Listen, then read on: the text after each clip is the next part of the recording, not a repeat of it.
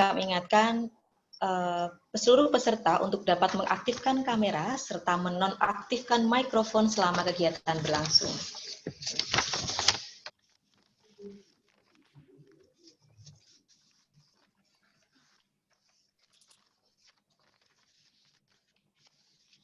Bismillahirrahmanirrahim. Assalamualaikum warahmatullahi wabarakatuh. Selamat pagi dan salam sejahtera untuk kita semua. Yang terhormat Ketua LPPM Universitas PGRI Semarang, Bapak Dr. Seno Wasito MPD, beserta jajarannya. Yang kami hormati Kepala Pusat Inkubator Bisnis dan Pengembangan Jurnal Universitas PGRI Semarang, Bapak Dr. Ahmad Bukhori MPD. Telah hadir di tengah-tengah kita Sekretaris LL Dikti Wilayah 6, Kepala Subdirektorat Fasilitasi Jurnal Ilmiah Kemenristek BRIN, yang terhormat Bapak Dr. Lukman STMhu. Selamat pagi Bapak. Dan tak lupa yang kami hormati pula Ibu Bapak dosen pengelola jurnal di Universitas PGRI Semarang. Ucap syukur kepada Tuhan Yang Maha Esa karena pada pagi hari ini secara virtual kita dipertemukan dalam agenda akselerasi jurnal Universitas PGRI Semarang menuju jurnal terakreditasi SINTA yang diselenggarakan oleh Pusat Inkubator Bisnis dan Pengembangan Jurnal LPPM Universitas PGRI Semarang pada hari Jumat 25 September tahun 2020. Hadirin yang kami hormati, mengawali acara pada pagi hari ini, marilah kita menundukkan kepala sejenak untuk berdoa kepada Tuhan Yang Maha Esa, agar acara dapat berjalan dengan lancar, serta dapat memberikan manfaat untuk kita semua. Berdoa menurut agama dan keyakinan masing-masing, disilahkan.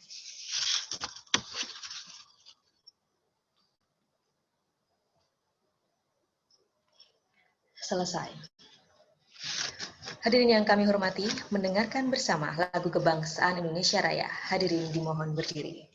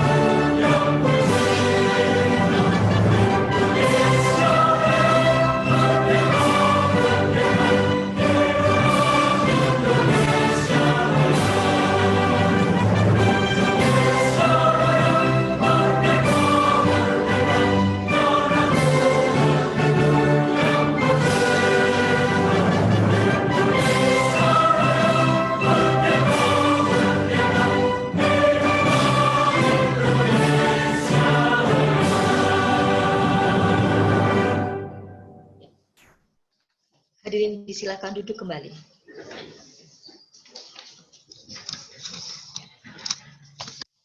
Ibu dan Bapak yang kami hormati, kita akan simak bersama penyelenggaraan oleh Kepala Pusat Inkubator Bisnis dan Pengembangan Jurnal LPPM Universitas PGRI Semarang. Kepada Bapak Dr. Ahmad Bukhori MPD, kami persilahkan.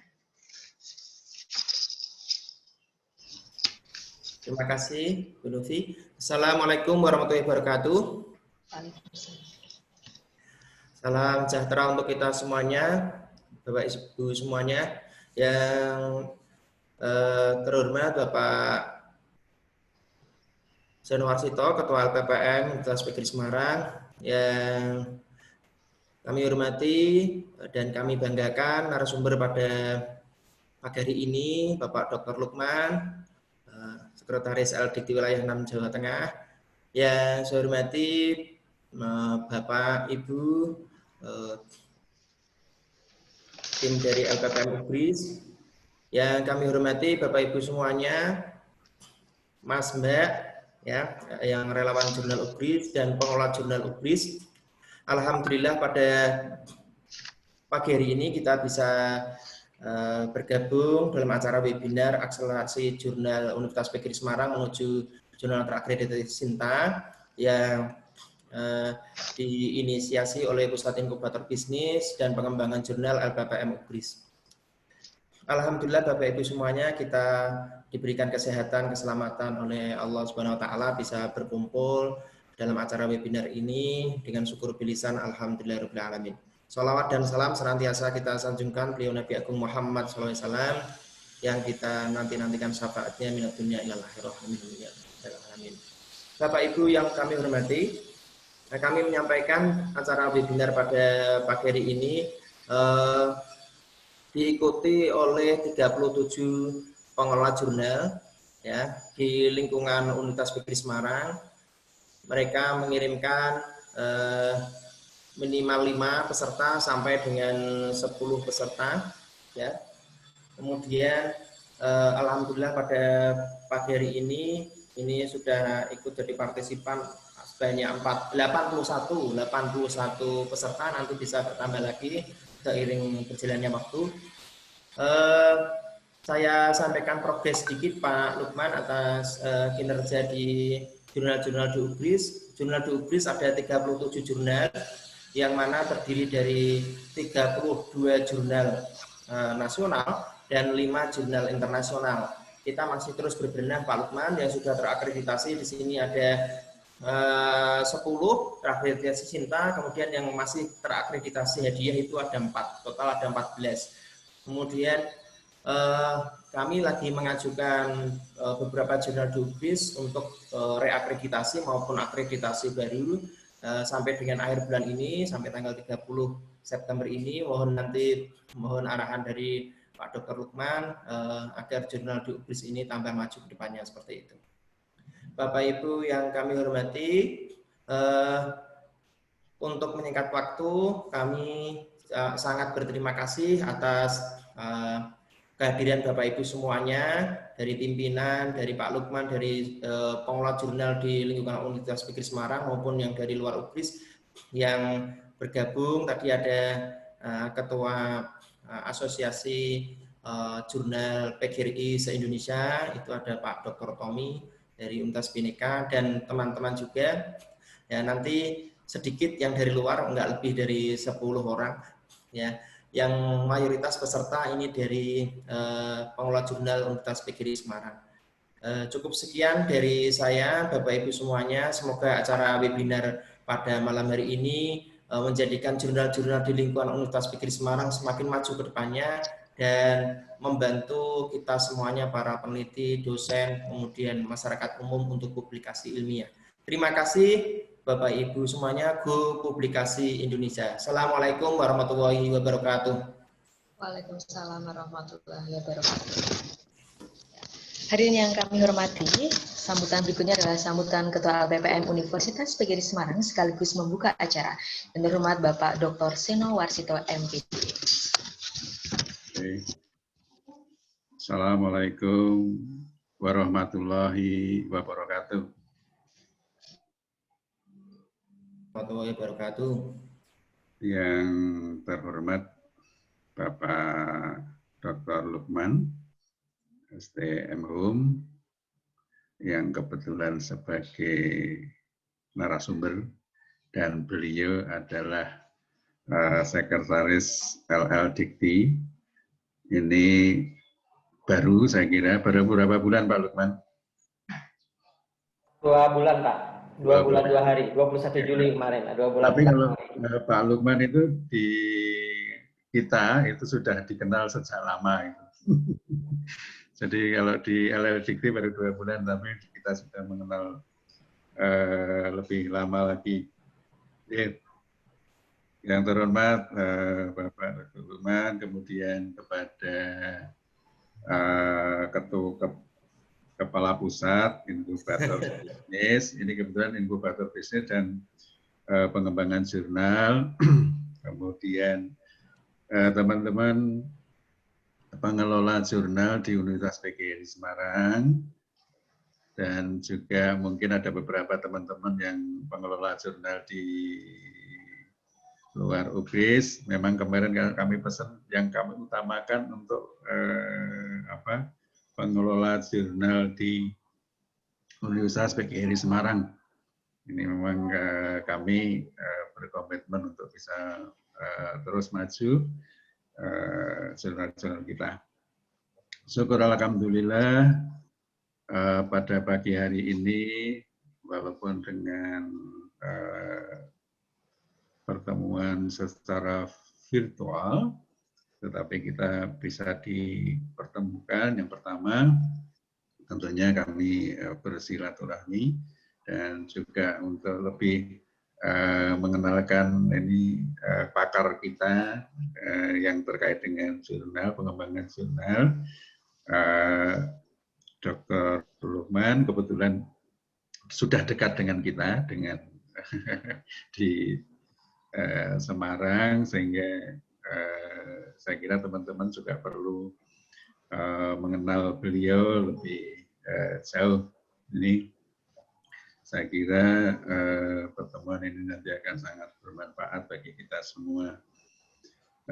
Moga-moga nanti dari webinar ini kita akan mendapatkan sesuatu yang bermanfaat bagi kita, terutama kaitannya dengan pengembangan jurnal kita.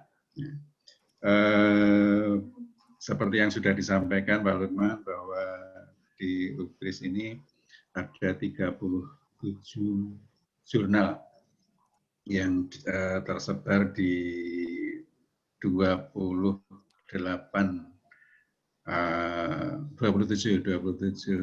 prodi dan juga LPPM.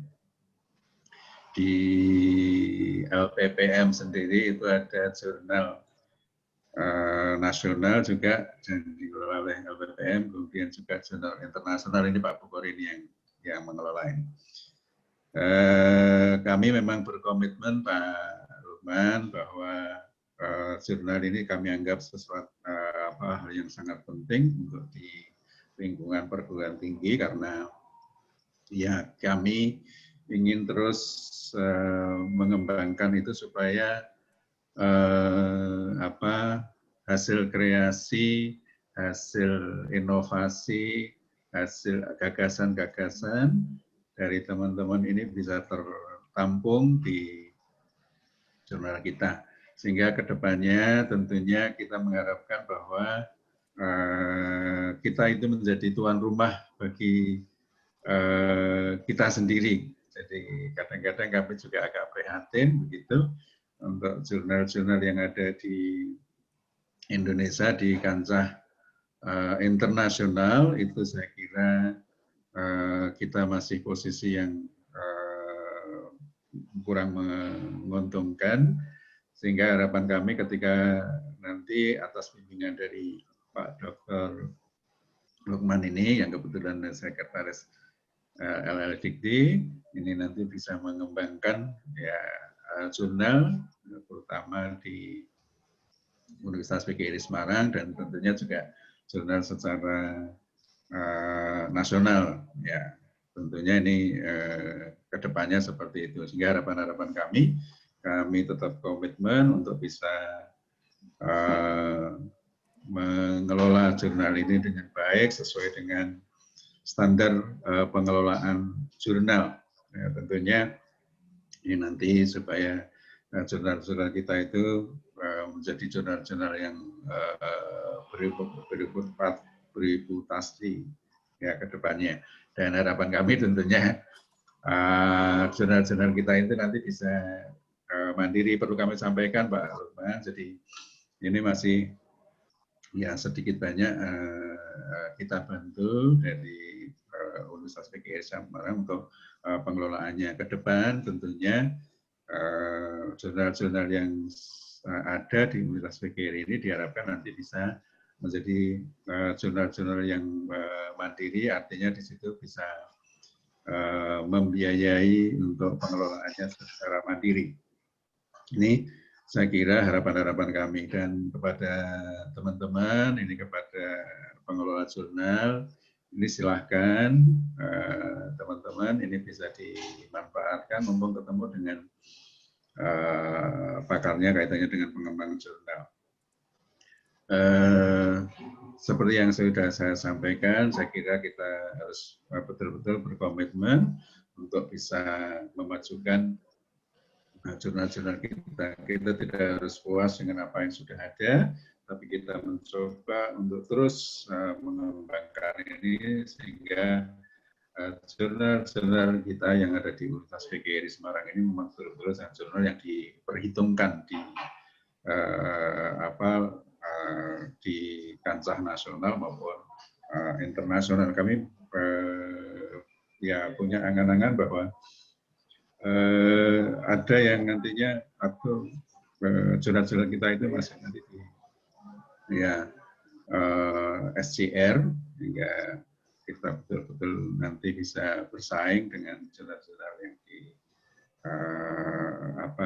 tingkat nasional maupun internasional. Tentunya dalam waktu dekat kita mencoba untuk masuk ke Sinta dulu. Supaya ini kebetulan ini ada beberapa yang sudah masuk Sinta, tapi ini tentunya kita tidak puas pada jurnal-jurnal yang sudah ada ini. Itu saya kira yang perlu kami sampaikan, dan sekali lagi Pak Lukman, kami mengucapkan terima kasih atas kesediaannya di sela-sela kesibukan dari Pak Lukman masih menyempatkan diri untuk bisa memberikan wawasan kepada kita untuk membimbing teman-teman untuk bisa nanti betul-betul jurnal-jurnal kita itu bisa berkembang dengan baik. Dan mohon maaf kalau ada hal yang kurang berkenan, dan juga salam hormat kami kepada Bapak Ketua LLKT yang kebetulan juga beliau adalah keluarga dari Universitas PGRI Semarang. Bapak Ibu, dengan ini pada kesempatan ini yang baik ini untuk webinar akselerasi jurnal Universitas PGRI Semarang menuju jurnal terakreditasi Sinta, kami nyatakan bisa dimulai. Saya kira itu yang perlu kami sampaikan. Kurang lebihnya mohon maaf. Wassalamualaikum warahmatullahi wabarakatuh.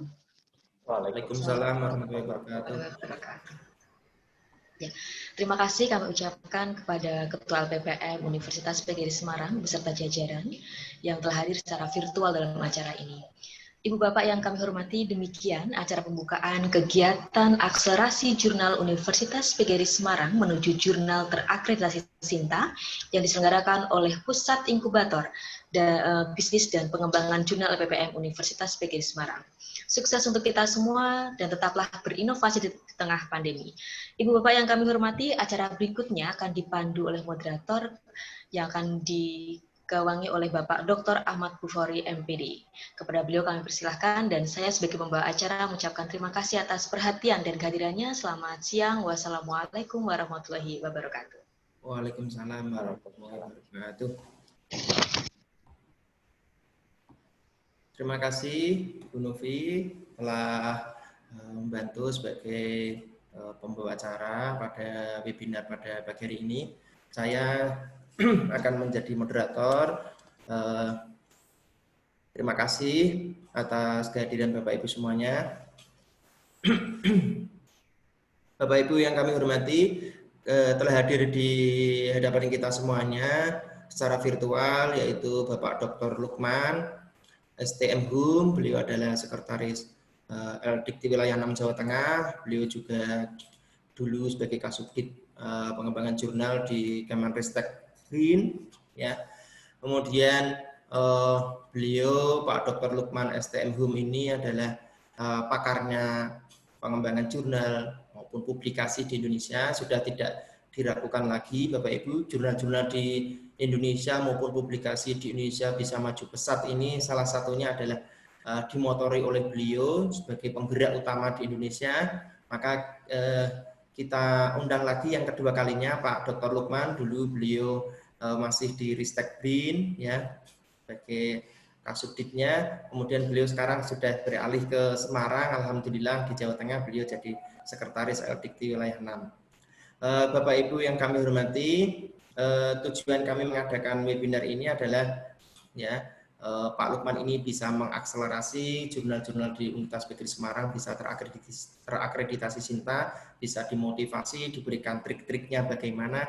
Nanti Bapak Dr. Lukman akan menyampaikan secara gamblang. Mohon Bapak Ibu nanti mendengarkan dengan seksama sampai akhir. Kemudian nanti ada sesi tanya jawab seperti itu Bapak Ibu semuanya.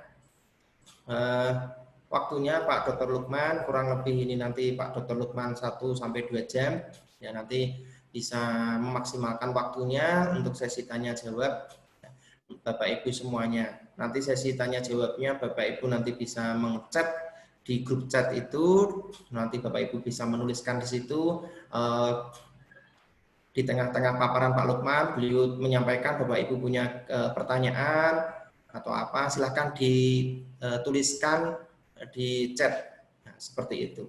Bapak Ibu yang kami hormati, cukup sekian pengantar dari saya. Selanjutnya waktu dan tempat sepenuhnya kami berikan pada Bapak Dr. Lukman untuk menyampaikan materi tentang akselerasi jurnal Universitas Negeri Semarang menuju jurnal terakreditasi Sinta. Kepada beliau kami persilahkan. Baik, terima kasih. Bismillahirrahmanirrahim. Assalamualaikum warahmatullahi wabarakatuh. Waalaikumsalam warahmatullahi wabarakatuh. Salam sejahtera bagi kita semua. Salam sehat. Mudah-mudahan pagi hari ini kita semua diberikan nikmat kesehatan sehingga bisa menjalani hari-hari ini ke depan lebih optimal dan lebih bermanfaat. Jadi yang kami hormati Pak Seno, Ketua LPPM beserta jajarannya, kemudian Pak Ahmad Bukhari beserta jajarannya, dan Bapak Ibu dosen yang hadir hari ini yang ada di webinar pada pagi hari ini. Jadi alhamdulillah pada kesempatan pagi hari ini bertemu Bapak Ibu dengan suasana yang berbeda. Kalau dulu saya sebagai Kasubdit jurnal, di sini saya berbicara sebagai pakar publikasi jurnal, bukan lagi Kasubdit. Kalau dulu memang pemegang otoritas, sekarang pakar. Nah, saya sekarang ini diemban amanah oleh pimpinan ke Kemendikbud, di khususnya di Jawa Tengah. Jadi kalau dulu itu hanya mengurusi di hilirnya luaran penelitian di jurnal dan pewayangan Sinta, Arjuna, Garuda, Rama, Anjani. Nah sekarang itu ngurusin dari hulu sampai ke hilirnya, dari mulai Tridharma itu kan ada pengajaran, ada penelitian, pengabdian, termasuk juga ada kelembagaannya, ke mahasiswa, jadi kompleks. Untungnya saya hanya dicoba, ini adalah tantangan baru buat saya di Jawa Tengah. Jadi tugas saya saat ini adalah sebagai sekretaris lembaga layanan. Nah, namanya juga sekretaris layanan lagi. Berarti tugas saya adalah melayani. Melayani siapa ya? Melayani Bapak Ibu semua di sini. Jadi saya ini pelayan untuk 250 perguruan tinggi, pelayan untuk 14.000 dosen, pelayan untuk 400.000 mahasiswa yang ada di Jawa Tengah. Tugas saya cuma 2 yang diminta oleh pimpinan. Bagaimana caranya membawa perguruan tinggi yang ada di Jawa Tengah itu memenuhi standar minimal standar nasional pendidikan tinggi minimal. Syukur-syukur ada yang menjadi world class university. Jadi ini adalah tugas saya mendampingi Bapak Ibu, melayani Bapak Ibu dengan harapan tadi mendorong semua dari mulai jenjang karir Bapak Ibu yang dosen, itu kami berharap dari UPGRIS ini banyak bermunculan para guru besar. Jenjang karirnya kami sangat menunggu sekali dan kami sangat mendukung jenjang karir Bapak Ibu, termasuk juga kualitas mahasiswa dan termasuk juga perguruan tingginya supaya meningkat dari sisi kualitas Bapak Ibu. Sudah terlihat Pak Bukhari untuk PowerPoint-nya?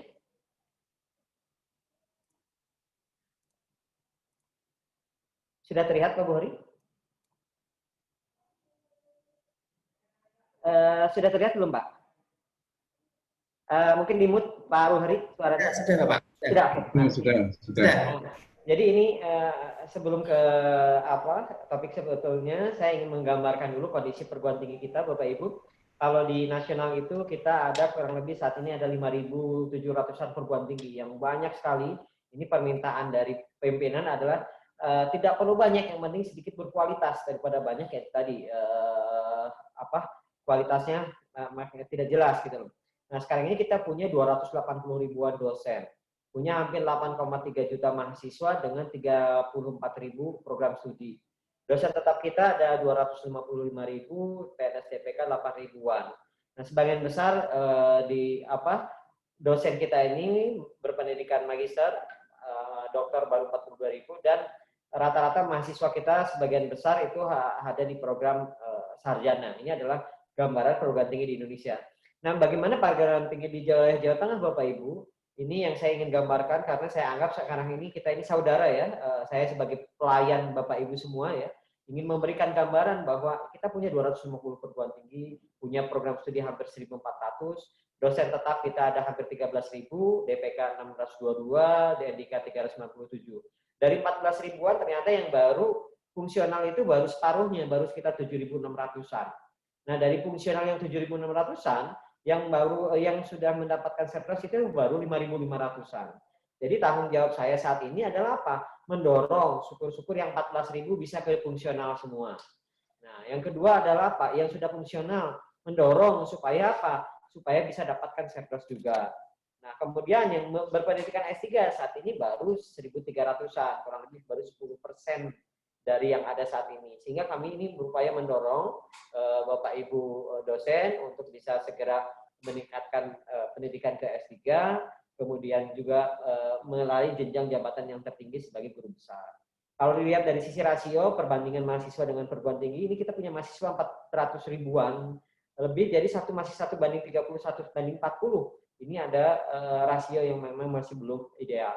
Tambah lagi kondisi perguruan tinggi di Jawa Tengah ini, yang terakreditasi A baru 5, B 84, C 49. Ini yang terus saya tingkatkan, belum lagi ada perguruan tinggi yang bermasalah, kurang lebih 17, yang akan dicabut izinnya, kita rekomendasikan ada kurang lebih 6, karena sudah tidak memenuhi standar nasional pendidikan tinggi. Jadi sekali lagi saya berharap UPGRIS ini bisa menjadi pionir di antara 10 besar perguruan tinggi di Jawa Tengah ini, yang bisa terus meningkatkan dari sisi kualitas pendidikan tinggi yang ada di Jawa Tengah. Nah, ini yang kemarin Bapak Ibu hasil dari klasterisasi perguruan tinggi kemarin. Alhamdulillah kalau UPGRIS masuk ke 10 besar ya, 10 besar di klasterisasi. Jadi saya perlu sampaikan, ini yang kesedihan saya masuk ke Jawa Tengah adalah apa Bapak Ibu? Ternyata belum ada yang perguruan tinggi swasta yang masuk klaster 1 dan klaster 2. Itu sebagian besar itu ada di klaster 3. Klaster 3 itu kurang lebih 9 perguruan tinggi, klaster 4 42, dan klaster 5 ada 140 perguruan tinggi. Dan alhamdulillah kalau lihat dari sini UPGRIS masuk ke klaster 3 ya. Ini masuk ke 10 besar di klaster 3. Nah, banyak perguruan tinggi bahkan yang tidak masuk klaster. Jadi dari 250 itu hanya ada 155 perguruan tinggi di Jawa Tengah yang masuk klaster. Jadi kita apresiasi yang sudah dilakukan oleh UPGRIS ini sebagai perguruan tinggi papan atasnya di Jawa Tengah. Mudah-mudahan terus ditingkatkan kualitasnya. Nah, bahkan ada yang perguruan tinggi yang tidak ada datanya, 0 semua. Ini yang menjadi lagi-lagi menjadi PR saya sebagai pelayan Bapak Ibu semua di sini. Nah, kesimpulan dari klasterisasi adalah apa? Data belum patuh update. Jadi ada yang banyak setelah diumumkan, kok saya nggak sesuai, kok begini, dicek. Kenapa nggak sesuai kenyataan? Karena antara data yang di perguruan tinggi dengan di pusat itu tidak sesuai, tidak update. Kemudian yang paling lemah lagi dari data yang disampaikan ini klasterisasi kemarin, itu kita ada di output sama outcome. Jadi ada di publikasi, ada di citasi. Ini yang menjadi titik lemah. Kemudian dari sini diambil tariknya, ternyata budaya riset kita masih rendah. Dan yang lebih menyedihkan adalah apa Bapak Ibu? Hanya ada 99 perguruan tinggi di Jawa Tengah dari 250 yang punya publikasi internasional. Itu pun juga belum satu dosen satu. Itu bahkan ada perguruan tinggi yang nyaris tidak ada publikasi. Adapun publikasi satu, itu di proceeding. Nah, ini yang menjadi concern kita. Sehingga kesimpulan dari kondisi di Jawa Tengah itu fokus baru di pengajaran. Kerjasama internasional rendah. Jangankan kerjasama internasional, kerjasama antar perguruan tinggi pun juga masih sangat rendah. Dan standar nasional pendidikan tinggi juga masih minimal. Oleh karena itu, ini menjadi PR saya, Bapak Ibu. Saya masuk ke Jawa Tengah, mendampingi Bapak Ibu selama 4 tahun ke depan, insya Allah. Mohon bantuannya, sekali lagi, mohon dukungannya, supaya bisa memajukan perguruan tinggi yang ada di Jawa Tengah ini, yang misi saya yang diamanahkan oleh pimpinan di Kemendikbud. Nah, lebih lanjut lagi, ini yang tadi saya sampaikan, kenapa budaya riset kita masih rendah. ternyata klaster penelitian pun juga masih berada di ukuran bawah. Mandiri baru 2, Utama 10, Madya 14, dan lebih banyak di binaan, bahkan ada yang belum masuk ke klaster. Sehingga perguruan tingginya hanya itu saja yang mendapatkan hibah penelitian. Alhamdulillah kalau lihat dari gambarannya di sini hibah pengabdian UPGRIS masuk ke peringkat ketiga untuk pendanaannya. Kemudian dari sisi hibah penelitian pun juga UPGRIS masuk ke masih di papan atas untuk penelitian. Nah kemudian ini jamak lanjutan pun juga UPGRIS masih masuk lah. Tapi ya itu tadi, itu aja perguruan tingginya itu yang mudah-mudahan bisa menggandeng sekitarnya lah, jangan UPGRIS maju sendiri lah, dalam artian perguruan tinggi kita masih banyak gitu. Nah ini yang berharap, dan UPGRIS juga bisa ditingkatkan. Ini adalah kondisi penelitian pengabdiannya. Nah lebih jauh lagi kondisi publikasi dan citasinya. Jadi kalau dari sini yang menyedihkan, saya ini sebagai pendiri Sinta, bagi masuk ke Jawa Tengah, sedih juga Bapak Ibu. Kenapa dari 250 perguruan tinggi ternyata ada 54 memang yang belum ada di Sinta. Kemudian dari 14 ribuan dosen itu hanya ada terdata baru 9 ribuan, ini masih ada 6 ribu yang memang belum terdata. Nah ini contohnya bisa dibandingkan di sini Bapak Ibu, 1, 2, 3, 4, 5, 6, 7. UPGRIS ini kalau dilihat dari publikasi internasionalnya ini masuk ke peringkat 7 dengan jumlah dokumen Scopus 132, citasinya adalah 250.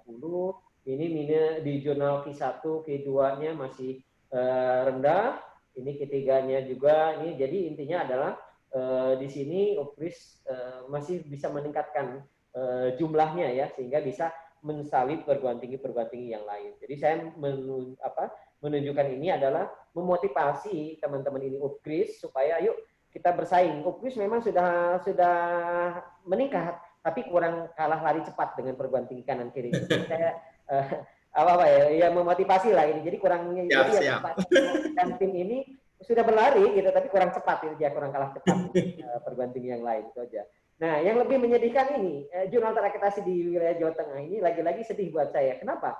Ternyata adalah dari di wilayah Jawa Tengah khususnya IPTES tidak ada satupun jurnal yang peringkat 1, Bapak Ibu. Ini yang menjadi PR saya sebagai ibaratnya ini jurnal, bahkan publikasi jurnal masuk ke Jawa Tengah kok nggak ada peringkat 1 satupun. Ini gimana caranya? Ini saya berharap sih dari UPGRIS bisa ada yang peringkat 1 sehingga calon-calon guru besar ini nggak susah-susah nyari jurnal. Karena kalau saya lihat dari wajah yang hadir di sini itu sudah wajahnya sudah calon guru besar semua ini. Tinggal yang belum masuk ke media saya ini, yang saya tunggu ini.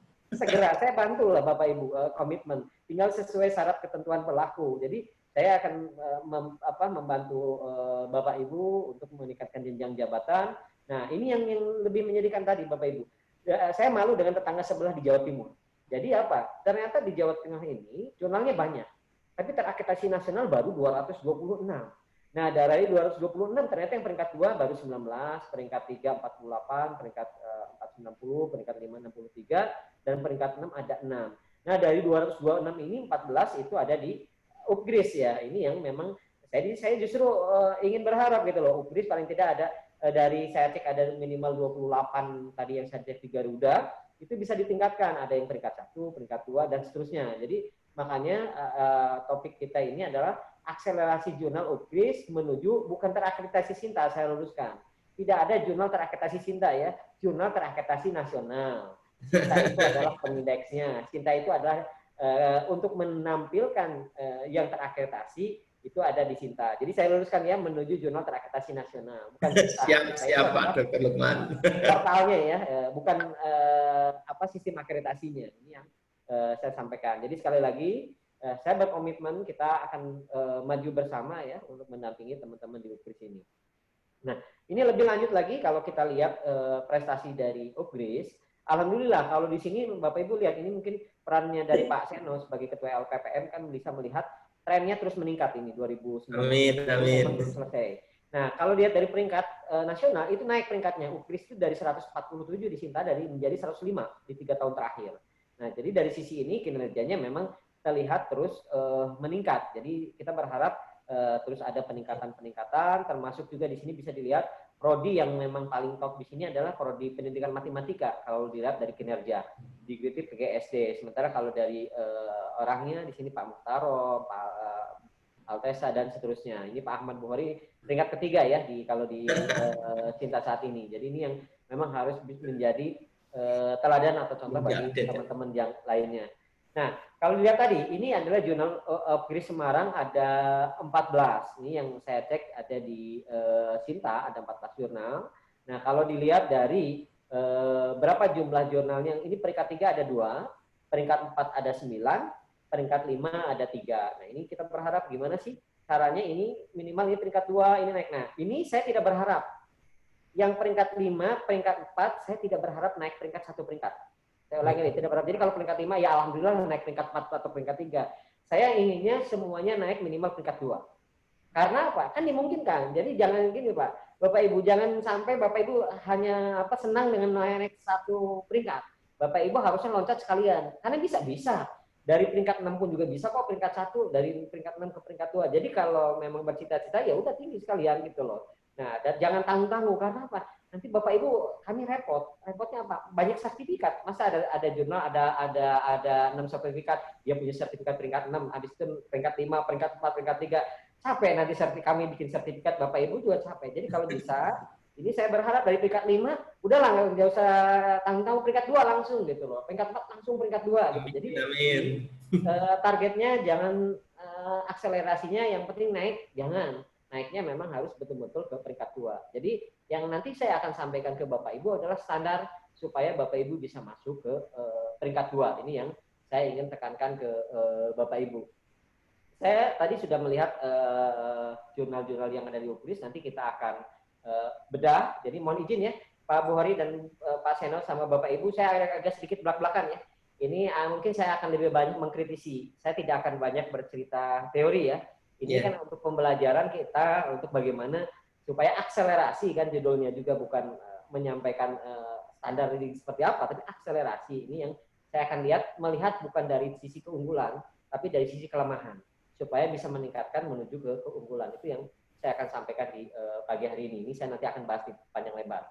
Nah, saya masuk dulu ke filosofi sebelum kita bahas di Upgris ini. Filosofi untuk bisa jurnal ini terakreditasi nasional minimal peringkat 2, bereputasi internasional peringkat 1 itu 2. Ini yang saya tekankan dan saya sudah sampaikan di Upgris ini. Pertama dari sisi isinya, itu kualitas publikasinya. Kedua adalah rumahnya. Nah ini yang saya nanti saya sudah melihat dari 14 jurnal di Upgris ini, apa yang dimaksud dengan isinya. Pertama, tolong Bapak Ibu pengelola jurnal di Upgris ini lihat kembali ruang lingkup di jurnalnya. Apakah ruang lingkupnya sudah dituliskan dengan baik dan benar. Semakin spesifik itu semakin baik, tapi ketika spesifik itu susah menjadi tulisan. Bapak Ibu boleh meneruskan dengan apa adanya, tapi tolong konsisten dan istiqomah. Ada jurnal yang memang akhirnya tidak ada di skupnya masuk tulisan ke dalamnya. Nah ini yang masih belum konsisten teman-teman di Upgris ini adalah di masalah ruang lingkup. Kemudian hampir sebagian besar, saya lihat teman-teman di Upgris ini, nanti saya akan tunjukkan ke Bapak Ibu adalah kurang istiqomah, kurang konsisten dari yang disebut apa? Gaya selingkuh. Apa yang dimaksud dengan gaya selingkuh? Yang dimaksud dengan gaya selingkuh atau itu yang disebut dengan author guideline atau dimaksud dengan petunjuk penulisan. Bapak Ibu sudah menetapkan petunjuk penulisannya itu lurus atau dibagi 2, kemudian hurufnya Times New Roman dan yang lain-lainnya. Apakah yang Bapak Ibu sudah buat itu sudah dipatuhi atau tidak? Nah ini yang nanti saya akan perlihatkan ke Bapak Ibu. Jadi Bapak Ibu belum istiqomah atas apa yang Bapak Ibu sendiri tulis. Kemudian kelemahan berikutnya, dan ini hampir sebagian besar teman-teman di Upgris adalah reference manager. Belum konsisten menggunakan mazhabnya, apakah ETA, apakah Harvard, apakah Vancouver, apakah Chicago, atau IEEE dan yang lain-lainnya. Sehingga ini titik lemah untuk bisa ke peringkat 2 ini ada di sini. Ini saya lihat masih sebagian besar ada di ini di kualitas publikasi. Nanti kita akan lihat. Nah, yang berikutnya adalah rumahnya. Nah, saya lihat kalau dari rumahnya lembaga penanggung jawab ini di Upgris tidak ada dipermasalahkan. Editor dan reviewer saya lihat sudah lihat orangnya top-top. Tapi mohon maaf, saya harus menyampaikan. Ternyata peran editor dan reviewer ini tidak terlihat perannya. Jadi lebih banyak dari hanya Bapak Ibu di dalamnya saja. Jadi orang-orangnya top-top semua, punya publikasi rekam jejak bagus semua. Yang jadi pertanyaan, apakah ada nggak keterlibatan rekam jejaknya? Saya tadi iseng melihat dalamannya OJS di Bapak Ibu. Itu banyak sekali, mohon maaf, di beberapa jurnal hanya nama, tidak ada keterlibatannya. Kemudian masih kebingungan apa bedanya editor dan apa bedanya reviewer. Nah ini masih bingung. Ini yang mungkin saya paling tidak memberikan apresiasi karena Bapak Ibu itu mengelola jurnal itu tugas tambahan. Apalagi kan mengelola jurnal itu fardu kifayah bukan fardu ain ya. Karena apa? Tugas dosen bukan mengelola jurnal, tugas dosen adalah publikasi di jurnal. Sehingga para pengelola jurnal ini kan menjadi tugas tambahan. Bisa mengelola jurnal aja udah alhamdulillah gitu loh. Mau saja alhamdulillah. Sehingga kalau bisa Pak Bukhari sama Pak Seno itu memberikan apresiasi lah pada pengelola jurnal itu, mungkin kalau bisa entah nomor tunjangannya setara minimal prodi atau setara kaprodi atau enggak syukur-syukur setara dekan gitu. Kalau bisa ini dalam artian kan pengelola jurnal ini pahlawan tanpa honor, orang yang dicintai ketika tulisan belum diterbitkan, tapi orang yang dibenci ketika sudah diterbitkan, kalau apalagi menarik bayaran. Nah ini jadi saya mengapresiasi paling tidak ke pengelola jurnal. Nah, karena tugas tambahan, mungkin jadinya kurang fokus juga apa yang harus tugasnya editor, apa tugas reviewer. Nah, saya ingin meng-highlight dulu untuk memahamkan Bapak Ibu, apa sih tugas editor? Karena di sini yang hadir kan semua editor, bukan reviewer. Tugas editor itu ada 4 hal, Bapak Ibu, yang harus Bapak Ibu pahami. Pertama, ngecek naskah apakah masuk nggak, sesuai nggak dengan yang disebut dengan ruang lingkupnya. Ada nggak di ketentuan ruang lingkup? Kalau tidak ada ya berarti bukan berarti kualitasan itu tulisan itu tidak ditolak itu karena jelek, bukan, karena tidak sesuai ruang lingkup. Nah, Bapak Ibu jangan asal ini bagus nih, tapi kalau ruang lingkupnya tidak ada ya jangan diterima. Itu adalah tugas editor yang pertama. Kedua adalah tugas editor meyakinkan Bapak Ibu sudah menetapkan yang namanya author guideline atau petunjuk penulisan. Ini apakah sudah betul nggak yang dikerjakan penulis. Jadi tugas editor memeriksa sesuai nggak dengan gaya selingkuh. Jangan sampai udahlah saya apa adanya, daripada nanti susah cari tulisan, kita rewel ke penulisnya jadi kabur. Sudah, ini banyak terjadi. Ini adalah tidak sesuai dengan gaya selingkuh. Nanti akan jelaskan di jurnal ini. Yang ketiga adalah apa? Yang ketiga, Bapak Ibu, tugas editor ini mengecek, meyakinkan bahwa di dalam tulisan yang dikirimkan tidak ada yang namanya plagiat. Dan tulisan itu memang asli dari penulis. Nah, tadi saya masih menemukan ada beberapa jurnal di UKRIS ini lupa mencantumkan yang disebut dengan CTA, Copyright Transfer Agreement. Apa itu? Pernyataan penyerahan naskah kepada penerbit. Nah, ini yang harus diyakinkan ketika ada publikasi jamak dan yang lainnya. Nah, tugas editor yang ketiga adalah menjadi wasit antara penulis dengan reviewer. Nah, ini yang perlu dipahamkan. Sementara apa yang disebut dengan tugas reviewer di sini? Itu tadi tugas editor ada 4. Nah, kalau tugas reviewer itu ada 4 juga, Bapak Ibu. Tugas reviewer itu, kalau tadi editor kan lebih kepada manajemen naskah pengelolaannya. Nah, tugas reviewer itu harus dipahamkan ada 4 yang saya ingin tekankan, dan jangan sampai reviewer itu hanya mengoreksi kata-kata huruf besar, huruf kecil. Tugas reviewer itu ada 4 yang harus dipahamkan ke Bapak Ibu.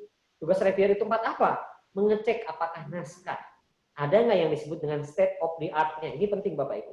Apa yang maksud dengan state of the art? Perkembangan penelitian dari awal sampai akhir sehingga bisa masuk ke situ. Itu adalah tugas dari reviewer. Kedua, tugas reviewer adalah mengecek ada nggak metodenya yang sesuai nggak yang dia laksanakan di dalam publikasi itu. Jangan sampai nggak sesuai, jadi malah menyesatkan metodenya. Tugas reviewer yang ketiga mengecek masalah findingnya. Hasilnya ada nggak di itu dan bisa valid nggak, bisa dipertanggungjawabkan nggak, seperti apa findingnya. Nah, tugas reviewer yang keempat adalah ngecek dampak dari publikasi ini seperti apa sih, apakah berdampak hanya lokal, nasional, internasional, dan seperti apa. Itu adalah tugasnya reviewer lebih kepada substansi. Kalau ini lebih kepada tata kelola naskah yang disebut dengan mutu, penyuntingan, gaya, dan format. Nah, jadi intinya rahasia jurnal sukses itu cuma 2. Enak dibaca, enak dilihat. Enak dilihat tugasnya editor, enak dibaca tugasnya reviewer. Nah, itu yang kata kuncinya, ini yang perlu dipahamkan. Nah, sehebat apapun nanti isi, bagus dan yang lainnya, ini tentunya harus ditunjang IT support. Nah, dari tadi itu saya mau menunjukkan kenapa saya nggak langsung menunjukkan. Ini berarti Bapak Ibu cek semuanya ya, tolong. Agak lambat saya masuk ke yang namanya jurnal UKRIS. Nanti Bapak bisa cek. Kemudian nanti ada beberapa jurnal yang akhirnya hang. Jadi saya akan perlihatkan ke Bapak Ibu. Jadi ini tolong, sebagus apapun Bapak Ibu bikin naskah, bisnis proses sudah dijalankan, tapi ketika masuk ke meja, saya alhamdulillah masih saat ini meskipun di Semarang, itu saya masih terus memimpin sekretariat akreditasi untuk penetapan sidang akreditasi ini sampai ke periode ketiga ini. Saya seringkali menemukan sebelum ditetapkan masuk ke saya student arsitektur, saya cek, wah nilai dari asesor 80, saya batalkan. Kenapa? Ternyata keluarnya gambar porno ketika saya mau cek ulang. Dia sudah dinilai bagus-bagus, tapi ketika ditetapkan kena hacker. Nah ini tolong hati-hati sehingga IT support ini menjadi sangat penting. Nah oleh karena itu tolong lengkapi infrastrukturnya dengan menggunakan OJS, dengan mirroring dan yang lain-lainnya. Nah untuk mengukur kinerja jurnal ini Bapak Ibu bisa dicek sekarang dua hal, ada statistik akses, jadi kunjungannya dari mana dan siapa aja, kemudian dampaknya dari citasi. Nah yang terakhir adalah masalah pendanaan. Saya yakin kalau pendanaan, lihat wajah Pak Seno sama Pak Bukhari kayaknya tidak ada masalah keuangan ya di UPGRIS ini, jadi aman-aman saja lah. Jadi saya tidak bicara masalah pendanaan lah. Saya yakin kalau saya ingat waktu Pak ketemu dengan Pak Rektor kemarin kan, oh kalau jurnalnya peringkat 1 nanti akan dikasih hadiah berapa, peringkat 2 ada seri berapa, itu saya masih pegang sampai sekarang. Jadi Bapak Ibu kalau peringkat 1 peringkat 2 tagih aja hadiahnya ke Pak Rektor gitu. Bukan ke saya ya. Kalau saya dulu di pusat memberikan yang peringkat 1 50 juta, peringkat 2 25 juta. Kalau sekarang apalagi dari corona nanti tolong tagihnya ke Pak Rektor begitu Bapak Ibu ada yang masuk ke peringkat 2. Nah ini adalah filosofi fondasi yang utamanya. Nah sebelum nanti saya membahas jurnal yang UPGRIS, saya ingin menunjukkan dulu jurnal yang ideal seperti apa sih. Ini jurnal yang ideal dulu ya. Nanti baru jurnal yang UPGRIS kondisinya seperti apa. Nanti saya akan coba bedah. Nah Bapak Ibu ini adalah alur pengelolaan jurnal yang ideal. Ada editor, copy editor, ada layout editor, ada section editor. Ini adalah ideal. Tapi saya tidak yakin apakah di UPGRIS ini bisa menjalankan ini dengan ideal, apalagi menjadi tugas tambahan. Karena apa? Kalau di luar negeri itu kan 90% itu kan profit oriented. Pengelola jurnal memang bekerjanya di pengelola jurnal. Sementara di UPGRIS kan tugas tambahan, itu yang jadi masalah. Nah, akhirnya kami maklumi kalau di jurnal itu hanya ada editor puji 1 2, kemudian ada yang disebut dengan reviewer. Tapi yang paling penting ada proses reviewer ini. Ini yang paling penting dan mutlak. Karena apa? Kalau dia tidak ada reviewer, ini bukan namanya jurnal, hanya kumpulan artikel yang dibukukan. Jadi ini adalah alur pengelolaan jurnal yang baik yang Bapak Ibu harus pahami, meskipun belum sepenuhnya dilaksanakan, tapi paling tidak dipahami dan dilaksanakan secara bertahap. Ini yang saya sangat memaklumi itu. Dan kenapa saya bisa bicara seperti ini? Saya tadi ngintip dulu masuk ke OJS-nya dari UPGRIS, ini belum dijalankan secara sepenuhnya. Nah, kemudian ini Bapak Ibu, saya ingin meluruskan dulu sebelum nanti kita masuk ke lebih detail. Di internasional untuk mengukur standar mutu jurnal ilmiah itu hanya, bukan internasional, di Indonesia ya, itu hanya 2. Itu di nasional itu terakreditasi nasional. Di internasional tidak ada akreditasi internasional. Yang ada adalah indeksasi. Yang tertinggi adalah Scopus dan Web of Science. BOAJ dan yang lainnya itu yang menengah, kemudian ada yang rendah. Ini yang suka kebingungan orang. Oh, saya sudah masuk ke jurnal yang akreditasi di internasional jurnalnya. Nah, padahal nggak ada. Yang ada adalah indeksasi ini yang bukan. Nah, akreditasi nasional ini ada 8 unsur penilaiannya. Nah, apa yang memang nanti harus dipersiapkan untuk akreditasi? Tentunya ada syarat pengajuan, rumah jurnalnya, substansi, evaluasi diri, sama nanti setelah hasilnya nanti akan keluar peringkat. Saya mengingatkan kembali rahasianya, saya sudah menyampaikan di UPGRIS sebelumnya, itu jangan lupa duitnya ya. Kalau masih ingat duitnya, itu doa, usaha, ikhtiar, tawakal. Jadi duitnya itu berdoa yang mana-mana akselerasi ini berhasil, ada yang masuk peringkat 2 semuanya ya. Bukan bertahap, peringkat 2, usahanya sudah ada OJS. Nah, ikhtiarnya hari ini nih, kita lihat kekurangannya. Nanti tawakalnya, kalau saya cita-cita dari peringkat 5, peringkat 2, akhirnya ke peringkat 3 ya sudah, yang penting itu sudah berusaha lah, itu tawakalnya dari Bapak Ibu. Nah, ini yang saya lihatin dari ketika syarat minimalnya harus dipenuhi, ingin akreditasi nasional atau ingin reakreditasi. EISSN, jurnal di UPGRIS tidak ada masalah. Ruang lingkup jurnal, memang masih ada beberapa jurnal yang memang masih belum fokus. Nah, etika publikasi sebagian besar sudah tidak ada masalah. Nah, terbitan bersifat ilmiah, nah ini belum semuanya dijalankan. Nah, ini yang nomor 5 ini nih, ini yang saya highlight. Hampir dari 14 jurnal, hanya saya menemukan 2 jurnal yang terbit teratur. Nah, sisanya masih ada yang terbit belum teratur, bahkan masih ada yang punya hutang. Saya mengingatkan ya, ini menuju ke peringkat 2 ini kalau bisa jangan ada punya hutang dan terbit. Kalau bulan Juni sama Desember ya terbitlah bulan Juni. Kalau Juni ya telat Juli oke lah Agustus. Tapi ini bulan Juni sampai sekarang ini sudah bulan September menuju Oktober masih belum muncul-muncul. Ada 5 jurnal di UKRIS yang memang belum muncul, entah kemana ini jurnalnya. Sudah muncul, belum lengkap halamannya. Belum lengkap lagi PDF-nya. Nah ini tolong, saya nggak menyebutkan nama jurnalnya, lihat aja masing-masing pengelola jurnalnya di sini. Ini nanti saya akan sampling beberapa yang saya sampaikan. Ini yang 1 tahun minimal 2 nomor, itu tidak ada masalah, 1 nomor 5 artikel, dan ada doi. Jadi intinya adalah di jurnal teman-teman di UKRIS ini masih tanda kutip belum disiplin, masih terlambat terbit. Mungkin banyak kendala ada di reviewnya, kendala di ini yang saya mengingatkan. Karena apa Bapak Ibu? Kalau Bapak Ibu terlambat terbit di 2 nomor, itu Bapak Ibu langsung gugur akreditasinya. Kemudian kalau Bapak Ibu ingin mengajukan akreditasi di tahun ini, saya ingatkan, paling lama 30 September.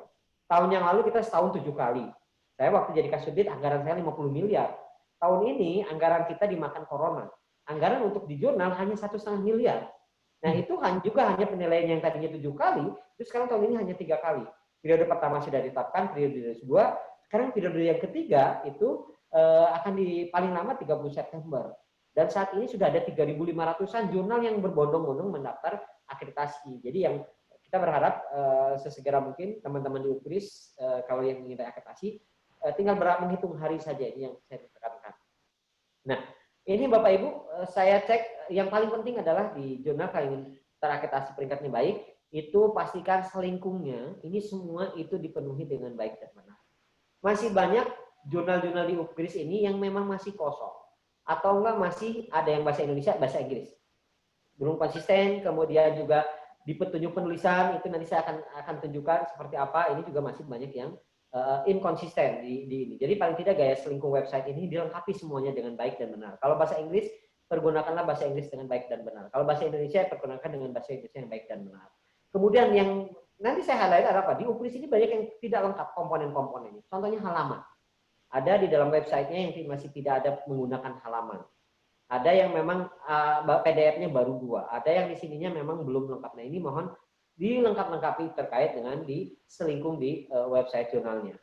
Nah kemudian editor in chief-nya. Nah editor in chief-nya saya lihat di jurnal UKRIS sudah baik-baik. Tapi ketika diklik di sini, saya konfirmasi keterlibatannya itu masih belum optimal. Baik di editor maupun terutama di reviewernya ini yang belum optimal di UKRIS. Sudah memahami kalau rekam jejaknya harus ada, tapi yang jadi pertanyaan hanya baru, mohon maaf tanda kutip, namanya dicantumkan, keterlibatannya masih belum terlihat. Kemudian UKRIS ini masih sebagian besar belum menjalankan bisnis proses OJS-nya. Jadi masih ada yang manual, bahkan ada yang disebut dengan quick submit plugin.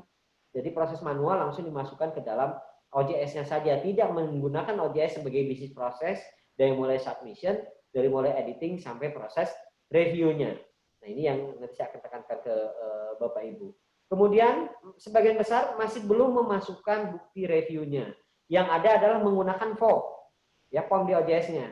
Nah saya ingin menyarankan kalau ingin baik itu adalah apa? Tadi bukan hanya form atau checklist, tapi betul-betul track change. Apakah coretan tangan, apakah track change seperti ini? Ini untuk melihat bukti keterlibatan antara reviewer yang dicantumkan dengan hasil kerja reviewer. Jadi kelemahan di teman-teman UKRIS ini ada di sini, tidak mengupload bukti reviewnya. Kalaupun juga ada diupload, mohon maaf, reviewnya sekedarnya. Ada yang jurnal ini sudah bagus, jurnal ini kesalahannya hanya ini, hanya itu. Padahal sehebat apapun seorang guru besar, pasti ada kesalahannya, ada titik lemahnya, dan itulah yang menjadi poin baik oleh editor maupun oleh reviewer. Nah, ini yang paling banyak terutama di UKRIS ini, inkonsistensi dari yang disebut dengan author guideline. Ada yang saya lihat ada yang di petunjuknya sudah benar, tapi di hasilnya enggak. Dan kemudian tidak memahami yang dimaksud dengan contohnya IEEE, Harvard, Chicago, Vancouver, dan yang lain-lainnya. Nanti kita akan tunjukkan lah, supaya nanti ini Pak Lukman ini fitnah ini dengan jurnal AJS nih hanya asal sebut enggak. Tadi saya akan lihat faktanya sama-sama. Jadi supaya kita lesson learn lah, belajar dari apa yang disampaikan. Nah, yang lebih hampir semua itu jurnal yang di UKRIS tidak ada yang menggunakan yang namanya reference manager.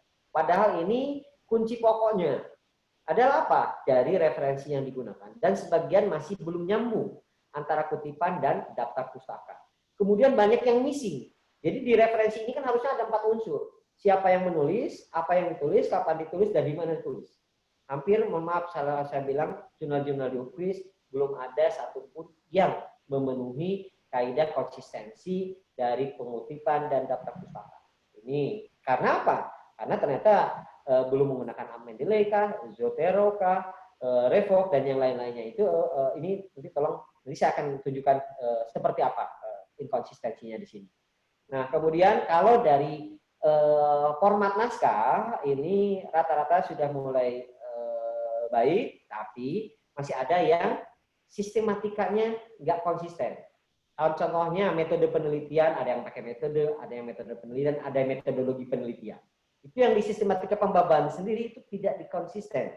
Padahal ada di template-nya jelas gitu loh. Nah, ini yang nanti saya akan tunjukkan ke Bapak Ibu semua. Ini DOI. DOI itu nanti saya lihat sih, saya tadi ngecek sementara ini tidak ada masalah di DOI. Nah, kemudian statistik tadi saya cek ada 3 jurnal yang terkunci ya. Nanti tolong dipastikan tidak terkunci. Nah, di Google Scholar ada 2 jurnal yang termasuki oleh tulisan-tulisan yang lain. Nah, ini yang memang harus dilengkapi. Jadi ini sudah oke, evaluasi sudah oke, substansi oke, baru evaluasi diri. Kalau manajemen oke, substansi oke, baru kita evaluasi diri. Nah, sebelum saya membahas detail yang di UPRIS, saya cuma mengingatkan masalah etika Bapak Ibu, karena ternyata etika ini di Jawa Tengah paling tinggi pelanggarannya. Ada 6 yang selama saya kemarin menjabat Kasubdit, kemudian memeriksa, ternyata pelanggaran etika ini paling banyak di Jawa Tengah. Apa saja yang pelanggaran yang ini? Poin yang ke-6 yang paling banyak di Jawa Tengah adalah publikasi jamak. Jadi 6 pelanggaran itu contohnya publikasi. Apa itu publikasi? Tulisannya ada, tapi penelitiannya itu dia tidak lakukan, sehingga datanya imajiner. Itu saya mengingatkan. Yang kedua adalah falsifikasi, yaitu Bapak Ibu penelitiannya ada, tapi datanya dia rubah sesuai dengan keinginan, bukan sesuai dengan kenyataan. Ini yang disebut dengan falsifikasi. Yang ketiga adalah yang disebut dengan plagiat, copy paste lah. Ini baik sebagian ataupun juga banyak. Nah, kemudian yang paling banyak saya dijadikan adalah kepengaruhan tidak sah, mafia publikasi, nitip nama. Contohnya saya jadi penulis kedua di Pak Ahmad, penulis ketiga di Pak Seno, penulis ketiga di Budian, dan seterusnya. Ini yang disebut dengan mafia publikasi, yang secara sistemis. Kemudian yang disebut dengan kartelcitasi, saling kutip-mengutip, tidak ada kaitan, tidak ada hubungannya. Yang ketiga adalah calo akademik, ini yang bagian dari kepengaruhan tidak sah. Di Jawa Tengah saya sudah menemukan Bapak Ibu ada calo-calonya, kemarin saya dan sudah tahu orangnya. Tolong hati-hati Bapak Ibu, nanti Bapak Ibu menyesal. Bapak Ibu nggak usah penelitian, nggak usah publikasi, tinggal siapkan uang, tahu-tahu dipublikasi mau di berapa. Ini yang disebut dengan calo akademik bergentayangan. Di Jawa Tengah jujur bergentayangan, tolong hati-hati, jangan sampai instan. Nah, konflik kepentingan belum menemukan saya di Jawa Tengah konflik kepentingan. Apa konflik kepentingan? Bapak Ibu dibiayai perusahaan supaya penelitiannya mendukung perusahaan tersebut tanpa sesuai fakta. Nah, yang paling banyak terjadi ini di Jawa Tengah adalah pengajuan jamak. Tulisan Bapak Ibu dikirimkan ke 4-5 jurnal supaya duluan. Tahu-taunya 3 atau 4 jurnal menerima semuanya. Nah, ini yang banyak terjadi, sehingga mohon tidak ada di UPRIS yang disebut dengan pengajuan jamak. Inilah Bapak Ibu ragam penyimpangan karya ilmiah yang paling banyak terjadi, dan mudah-mudahan nanti tidak ada di dalam jurnal Bapak Ibu. Nah, sekarang saya akan masuk ke kondisi faktual. Tadi kondisi ideal ya. Nah, sebelum kondisi faktual, saya ingin menunjukkan dulu ke Bapak Ibu. Sebentar, saya buka dulu filenya. Nah, dari yang disebut dengan enak dilihat dan enak dibaca. Oke. Nah, Bapak Ibu, ciri-ciri artikel jurnal yang baik. Nah, ini saya sampaikan ciri-cirinya, enak dilihat dan enak dibaca. Sudah terlihat ya Bapak Ibu ya? Ini PDF-nya. Sudah terlihat Pak Buhori? Sudah Bapak. Nah, kita lihat ya, ini yang disebut dengan enak dilihat dan enak dibaca. Dari mulai atas ada judul sirahan, nama jurnal, volume, nomor tahun. Ada yang disebut dengan judul artikel. Ada nama penulis, ada afiliasi penulisnya, A ke sini ini. Kemudian ini ada abstrak, ada keywordnya. Kemudian di bawah ada yang disebut dengan genesis naskah, kapan diterima, kemudian di accepted, ada email koresponden. Nah, yang saya tekankan adalah apa? Bapak Ibu lihat dulu, ini bagaimana cara menyunting, cara membuat tabel. Kemudian cara membuat gambar. Kemudian di sini ya susunannya seperti apa, cara membuat gambar. Kemudian setelah itu adalah apa Bapak Ibu? Cara menyusun referensinya. Ya, cara menyusun referensinya. Nah, ketika di atas ini ada yang disebut, jadi Bapak Ibu tadi kesampaikan, jurnal yang enak dibaca itu apa? Itu ada 4 unsur. Itu ada yang disebut dengan state of the art. Nah, ini contohnya di dalam introduction ini ada state of the art. Ini bla bla bla penelitian ini menurut Sharma, dilanjutkan oleh Gold and Colgate, dilanjutkan oleh Ayub and Fadil. Ketika dia dilanjutkan oleh Sharma, mana? Klik di sini, Sharma. Lari ke mana? Lari ke bawah ini, Sharma di sini. Nah, nanti klik di sini, lari ke sumber asalnya. Jadi semua referensi artikel yang di sini bisa dipertanggungjawabkan. Ini yang disebut dengan state of the art, perkembangan penelitian sebelumnya, bukan teori-teori. Nah, perkembangan penelitiannya. Kemudian yang kedua adalah halal metodenya sudah dituliskan yang jelas. Ini adalah cara penulisan kutipan. Ada dikutip, ada di daftar pustaka. Ini adalah link ke bawahnya. Cara membuat gambar pun juga jelas. Ada figur 1, gambar 1 larinya kemana? Larinya adalah ke figur 1. Nanti ada figur 2, larinya kemana? Larinya ke gambar 2. Ada gambar 3, klik di sini, larinya akan ke gambar 3. Saling nyambung. Nah, saya ingatkan di teman-teman di UKRIS ini, ada beberapa di jurnal di UKRIS, ada gambar nggak ada keterangan. Nggak nyambung jadinya. Nah, keterangan gambarnya. Saya akan tunjukkan ada beberapa kasus yang ada di UKRIS. Jadi ini harus nyambung. Kemudian di dalam artikel jurnal ini tadi saya sampaikan ada metodenya, yang jelas ada findingnya, berarti ada hasilnya. Kemudian ada impact-nya, ada yang disebut dengan dampaknya ini. Ini yang harus di state di dalam suatu artikel ini. Ini adalah yang di artikel yang ideal. Bapak Ibu lihat pelan-pelan lagi dari atas. Nah, ini kan enak dilihat ya. Ya, kemudian sistematik, enak dibaca meskipun belum membaca aja kita udah melihatnya sudah enak dilihat dan enak dibaca. Oke, itu konsisten. Nah, izin sekarang saya masuk ke jurnal yang paling atas di di jurnalnya UKRIS. Ada 2 saya ambil sampel. Jurnal penelitian pembelajaran fisika. Ini saya yang paling mudah aja saya ambil sampel. Ini kita perhatikan baik-baik. Ada namanya judul sirahan. Ada judul artikel. Tuh, ada nama penulis, ada afiliasi, ada genesis naskah. Baik. Kemudian ada abstrak di sini. Perhatikan baik-baik Bapak Ibu. Yang namanya sistematika pembabat. Di sini ada pendahuluan. Oke. Di sini ada metode penelitian. Baik-baik ya, 2 metode penelitian. 3 ada hasil dan pembahasan. Kemudian di sini yang setelah hasil dan pembahasan adalah yang keempat kesimpulan, ucapan terima kasih dan daftar pustaka. Saya bandingkan satu artikel dengan artikel yang berikutnya dengan jurnal yang sama. Oke, ini sama judul sirahan, judul artikel, penulis, afiliasi, abstrak 2.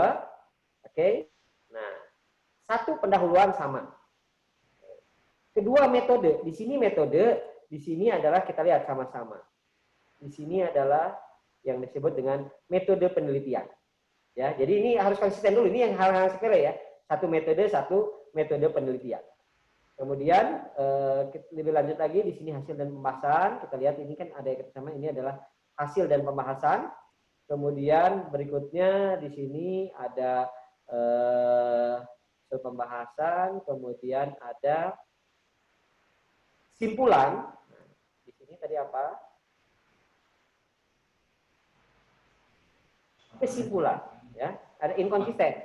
Yang 1 metode penelitian. Yang 1 simpulan, yang 1 kesimpulan. Nah, apa bedanya simpulan dan kesimpulannya? Ini dari yang namanya format dulu, belum ke isinya. Nah, ini yang harus dilihat. Nah, kemudian yang fatal adalah apa Bapak Ibu? Penyusunan yang namanya daftar pustaka. Nah, kita lihat di sini Bapak Ibu, yang ini yang fatal adalah daftar pustaka.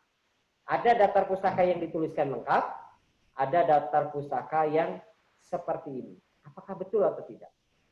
Tadi saya sudah sampaikan di awal, apapun gayanya di daftar pustaka itu harus ada 4 unsur. Siapa yang menulis, apa yang tulis, kapan ditulis, dan di mana ditulis. Bandingkan di sini. Ini artikel yang pertama. Siapa yang menulis? Husna R. Mahzun dan Melvena. Apa yang ditulis? Pengetahuan, kompetensi, pedagogik mahasiswa, dan kurikulum. Di mana ditulis? Di Prosiding Nasional MIPA 3, Langsa Aceh Unsias. Halaman 193. Oke, ini yang pertama. Lengkap meskipun secara titik koma, secara panduan kalau memang menggunakan IEEE ini ya nggak sesuai kaidahnya. Kan titik komanya di mana, berhentinya di mana, nggak tahu. Yang kedua, siapa yang menulis ADI? Apa yang ditulis tidak ada. Ditulis di mana? Di Jurnal Pendidikan Indonesia. Kapan? Volume 2 halaman 663 sampai tahun 2015. Yang kedua, missing di mana? Yang ketiga, siapa yang menulis? Wahyuni. Apa yang ditulis? Persepsi bla bla bla. Di mana ditulis? Proceeding sebenarnya. Kapan? Tahun 2017 halaman 45. Bandingkan dengan ini. Nah, ini sama Bapak Ibu lihat. Ini adalah inkonsistensi dari penyusunan kutipan dan daftar pustaka. Ini justru poin terbesar di jurnal. Nah, oke, ini menggunakan gaya IEEE, tapi IEEE-nya pun inkonsisten. Nah, saya tunjukkan lagi ngambil contoh artikel.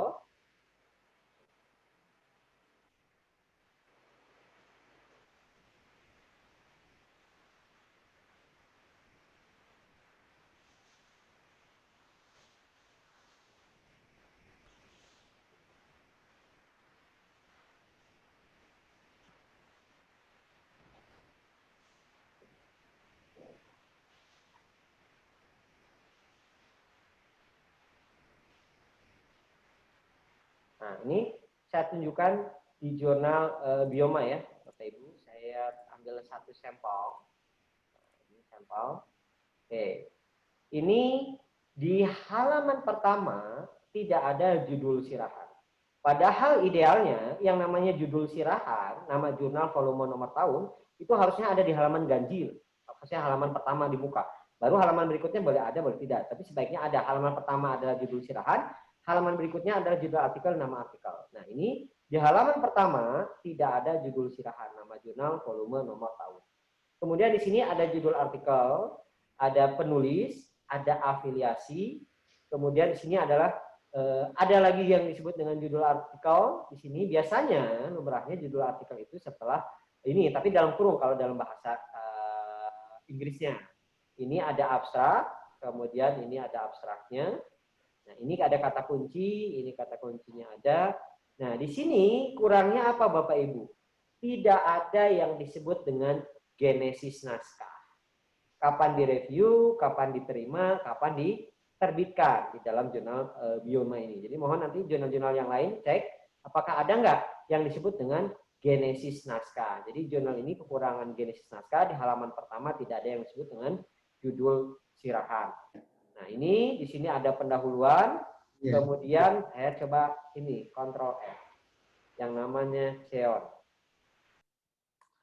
Oke, ini ada Cheon, nama penulisnya Cheon, yang ditulisnya an investigation bla bla bla, di mana di Computer and Education bla bla. Ini penulisannya sudah benar. Kemudian kita lihat lagi ada Aminoto. Aminoto, saya masukkan di sini Aminoto. Oke, ini sudah betul ya, Aminoto 2014 ada di atas, ada di bawah. Kemudian saya cek lagi yang namanya Agustina. Oke, ini ada di atas, ada di bawah. Kita lihat daftar pustakanya. Ini sudah lengkap. Siapa yang menulis, apa yang ditulis, kapan ditulis, di mana ditulis ada. Yang kedua ada, yang ketiga ada, yang keempat. Nah, ini sayang banget. Ini sudah bagus semua. Ada satu ketinggalan. Siapa yang menulis? Ford THN Education. Apa benar yang menulisnya Ford THN Education? Apa yang ditulisnya tidak ada. Di mana tulisnya bingung. Nah, kapannya? Ini sudah benar yang atas. Siapa yang menulis? Effendi. Apa yang tulis e-learning? Di mana tulisnya Electronic Informatic and Vocational Education volume 2 nomor 1 tahun 2017 halaman 49 sama 59. Nah, ini yang sayang banget ini. Coba saya cek Ford ini maksudnya di mana? Ford.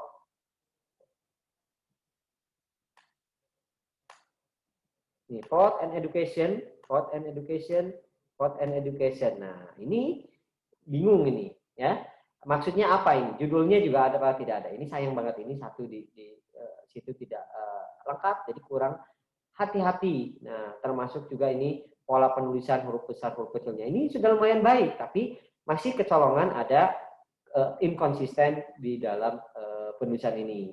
Nah, ini kita coba lihat dari atas lagi. Oke, cara membuat yang disebut dengan tabel ya. Material method, kemudian ini tabel 1 tingkat keterlaksanaan penerapan Quick School. Nah, bla bla bla, tabel 1, oke. Gambar 1 ya sudah. Oke. Ini Leitner, saya coba tes. Leitner. Oke, sudah ada tuh. Tabel 2 sudah sesuai, tabel 2, tabel 3, tabel 4, oke, tidak ada yang terputus. Nah, ini sudah sesuai dengan cara membuat tabel dan gambar. Cuman masih kalau lihat dari mutu penyuntingan gaya dan format masih inkonsisten tadi, terutama di penyusunan kutipan dan daftar pustaka. Nah, lebih lanjut lagi, Bapak Ibu, kita lihat sekarang ke rumah jurnalnya. Saya ingin Bapak Ibu melihat yang jurnalnya. Nah, ini rata-rata ini contohnya ini yang jurnal ilmiah teknosains contohnya ini seperti ini kondisinya, tidak ada nomor halaman dan yang lain-lainnya. Kemudian kalau dibandingkan dengan jurnal ini pun juga sama, ini yang September mungkin belum lengkap, oke, nggak apa-apa. Nah, kita lihat di sini di arsipnya. Yang volume 11 nomor 1 2020 April. Kita coba buka. Nah, tadi saya coba ketika saya buka, itu dia agak lama, setelah agak lama agak melebar si tampilannya. Nah, saya sempat men-screenshot, men-capture. Nah, ini tadi itu ketika saya buka, di awal sekali, ini saya buka ya. Nah, ini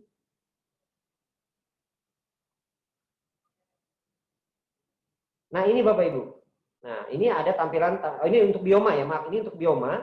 Tampilan seperti ini, melebar semuanya di volume 9 nomor 1 2020. Nah, ini entah masalahnya di mana secara teknis. Nah, kalau di pembelajaran fisika, tadi kembali lagi ke saya share screen ke sini, ini ada ketidaklengkapan.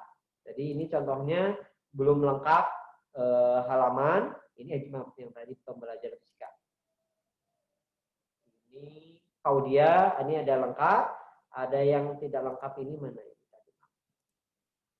Oh, yang volume 11 nomor 2-nya. Ini yang nomor ini sudah mulai lengkap. Nah, tinggal kita coba buka lagi. Dan nanti mohon dicek, ini saya ke website yang lain tidak ada masalah. Ini dari sisi rumah jurnalnya agak sedikit lambat. Oke, kemudian nah, kalau di Garuda, ini data di jurnal Upgris ini ada 28 yang terdata di Garuda, tapi sebagian masih belum ada isinya, ibaratnya belum lengkap sampai ke nomor-nomor di tahun yang terbaru ini. Kemudian begitu di halaman depan, nanti mohon kalau bisa di TOC-nya itu ada yang disebut dengan DOI, Digital Object Identifier. Nah, kalau di yang lain-lainnya, ini sebagian besar masih ada yang belum melengkapi, contohnya di review, di author guideline, dan yang lain-lainnya. Kemudian saya ingin membuka Bapak Ibu salah satu template, kita lihat template di sini.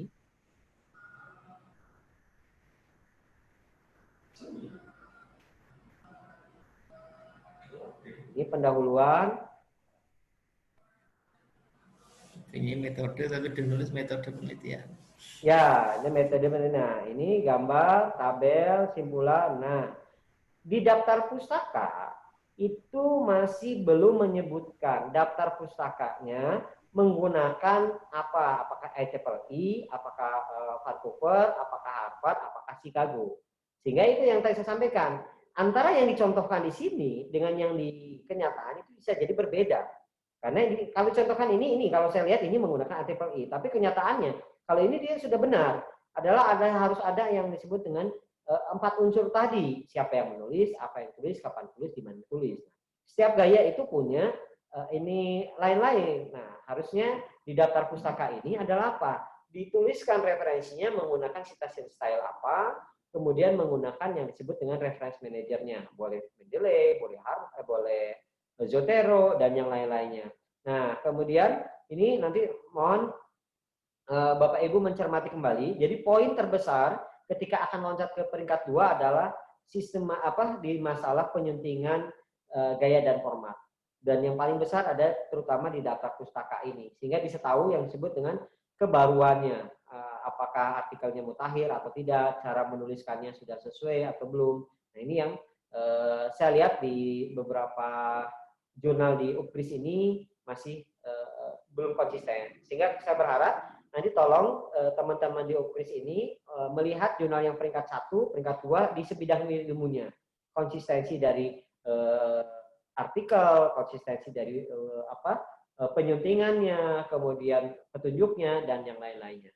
Nah ini mungkin gambaran yang ada idealnya sama yang terjadi di UPRIS ya, Pak Bukhari dan Bapak Ibu semuanya. Mungkin itu yang bisa saya sampaikan. Nanti mungkin kita akan banyak diskusi. Kurang lebihnya mohon maaf. Bila saya, assalamualaikum warahmatullahi wabarakatuh. Waalaikumsalam warahmatullahi wabarakatuh. 1 menit dulu sebentar ya. Iya, Bapak. Silakan Bapak Ibu bisa menuliskan di grup chat Bapak Ibu pertanyaannya apa gitu. Kebetulan Pak Dr. Lukman lagi ke belakang sebentar. Ini Bapak Ibu bisa menuliskan, ternyata jurnal-jurnal di UPRIS masih banyak kekurangannya.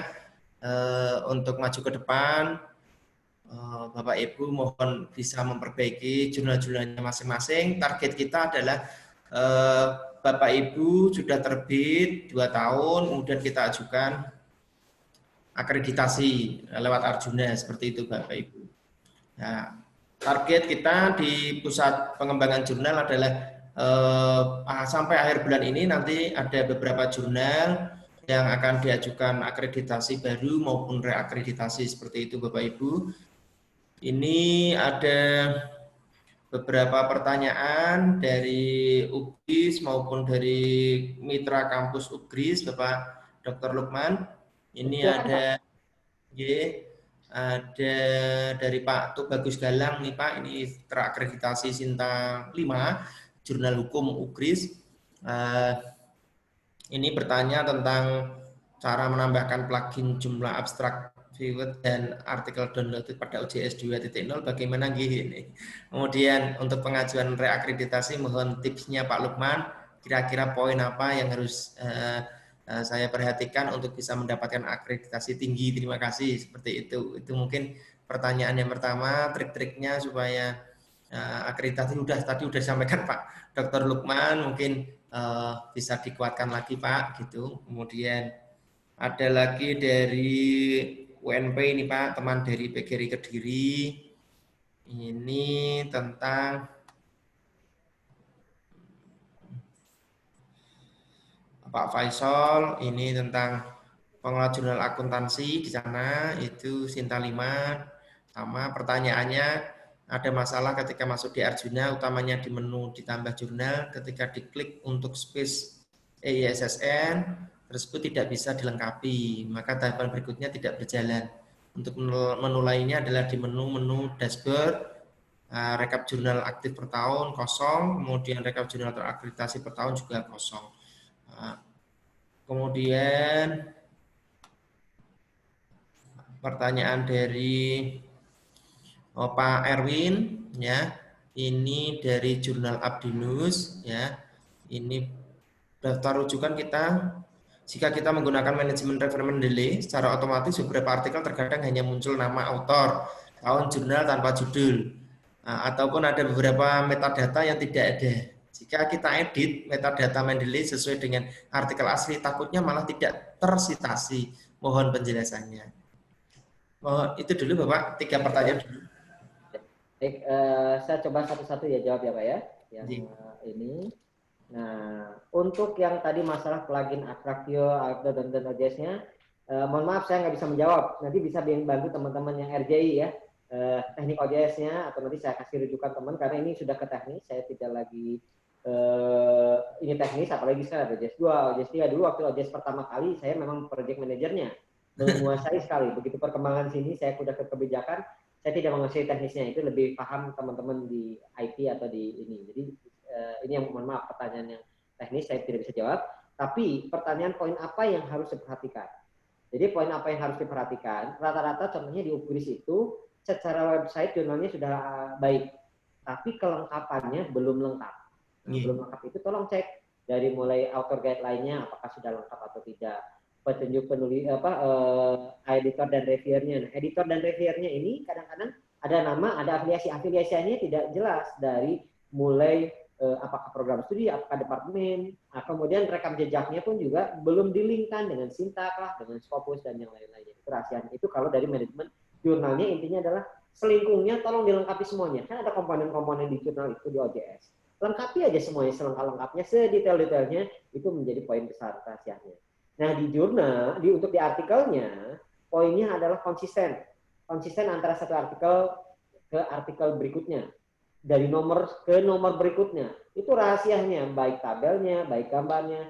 Tidak ada yang salah dengan kolom dibagi dua. Tidak ada yang salah dengan kolom lurus. Tidak ada yang salah dengan genesis naskah di atas di bawah. Yang penting Bapak Ibu istiqomah antara satu artikel ke artikel berikutnya. Tadi filosofinya saya rahasianya ada apa? Enak dilihat, enak dibaca. Begitu biasanya melihat dulu ini, lihat cerita sudah sini konsisten, udah itu udah satu poin penilaian namanya kalau di akreditasi mutu, penyuntingan, gaya dan formatnya itu sudah konsisten. Itu yang poinnya tinggi. Plus ketika dilihat sudah enak, referensinya itu ada di kutipan Ctrl F, Lukman di atas, ada Lukman di bawah. Ketika Lukman di bawah dicek siapa yang menulisnya, apa yang tulisnya, kapan tulis, di mana tulisnya. Kalau itu konsisten, apalagi titik koma dan semuanya karena menggunakan Mendeley ini, insya Allah itu pasti langsung nilai baik buat di jurnalnya. Sehingga memang harus agak strict ke penulis untuk mematuhi yang namanya petunjuk penulisan. Oke, kemudian yang kedua itu di masalah ketika masuk ke dunia menu ditambah jurnal diklik untuk space ISSN tidak bisa dilengkapi. Nah, itu di situ jangan pakai dash ya. Langsung aja dipanjangkan ya kalau untuk ISSN kan kalau di jurnal memang ada yang strip-strip, nggak usah pakai strip-strip, langsung saja dipanjangkan, itu tidak ada masalah. Dan ketika ada kesulitan di dalam Arjuna, itu ada fasilitas chat. Tolong masukkan saja ini kesulitan saya di sini, nanti teman tim teknis akan mendampingi di jam kerja. Nanti itu kewajiban teman-teman untuk menjawab pertanyaan-pertanyaan yang memang kesulitan seperti ini di teknis ini mudah sekali. Kemudian rekap jurnal artikel per tahun kosong, tidak ada rekap artikel dan yang lainnya. Nah ini kalau sudah dilengkapi di awal, saya yakin pasti akan muncul. Jadi ini nanti bisa dicek ke tim teknis di Arjuna ya. Ini bisa ada khusus pertanyaan di Arjuna helpdesk-nya. Kemudian untuk Pak Erwin, nah, data rujukan jika menggunakan Mendeley referensi secara otomatis, terkadang hanya muncul nama, autor, tahun, jurnal tanpa judul ataupun metadata betul. Sehingga Bapak Ibu jangan percaya 100% sama Mendeley. Kalau kita convert dari jurnal dari luar negeri, dari Elsevier, begitu masuk ke Mendeley, itu rata-rata saya mengecek 99% benar. Karena apa? Karena menggunakan DOI-nya juga sudah benar metadatanya, cross-reference-nya. Jadi namanya Lukman Hakim, Hakim Lukman dibolak-baliknya itu sudah pasti benar kalau dari Elsevier, dari Springer, dari macam-macam. Karena mereka standarnya sudah memenuhi.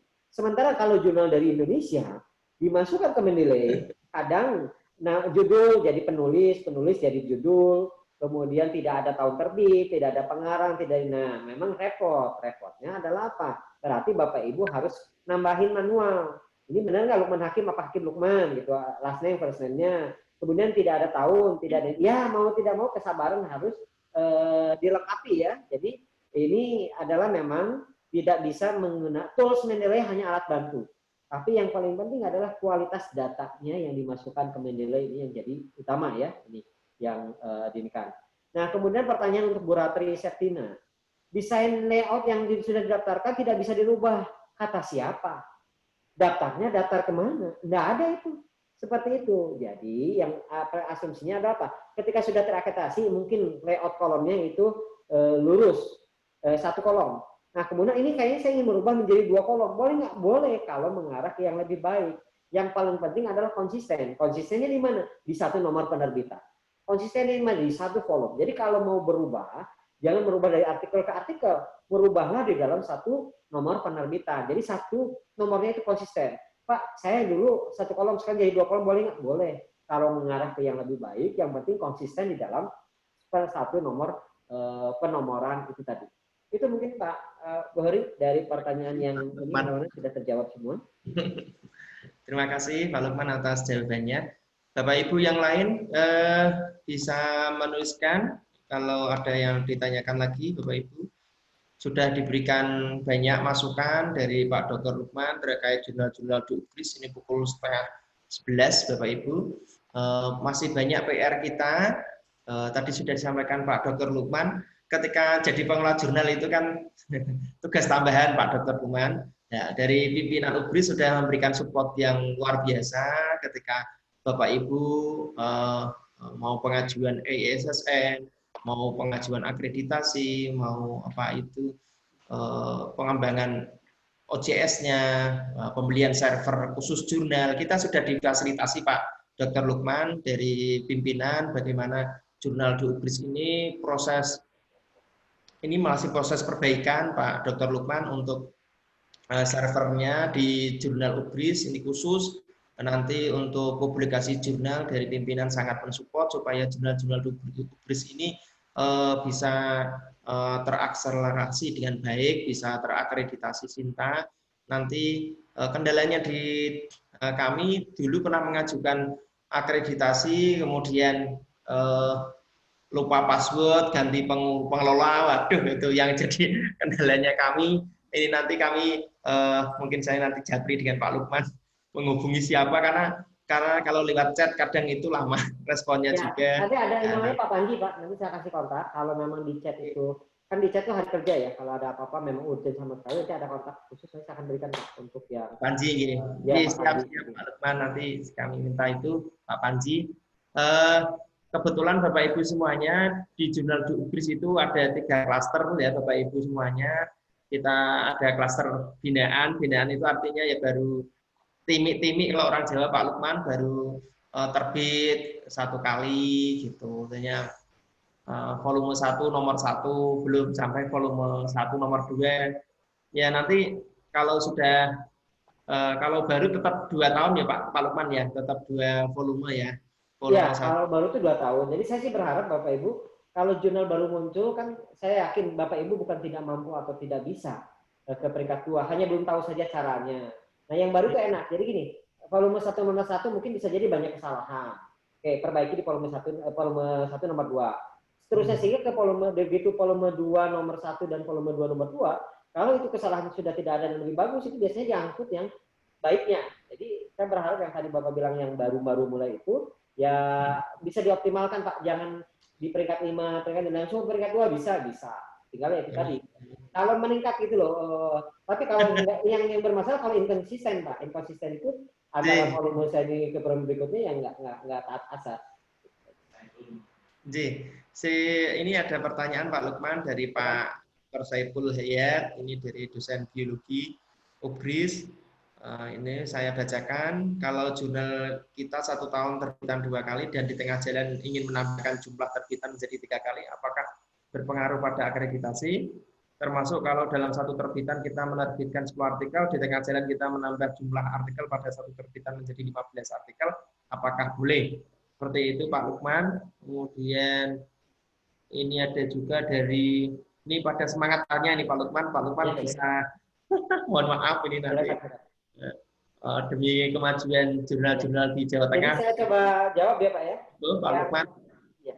Yang Pak Saiful ini, Pak boleh nggak menambah saya dari 10 jadi 15 atau enggak? Ya kebanyakan dari 10 jadi 7. Boleh, tapi tolong kalau mau menambah dan mengurangi harus dipikir dulu. Dipikirnya adalah konsisten.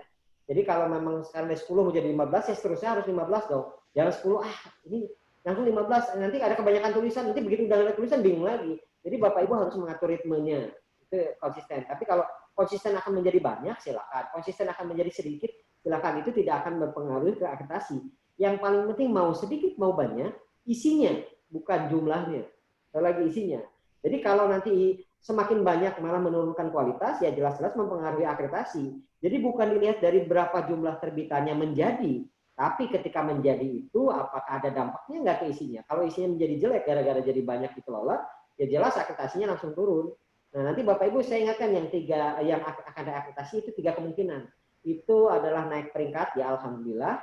ya kalau tetap di peringkat yang sebelumnya ya sudahlah, tapi kalau turun peringkat ya musibah.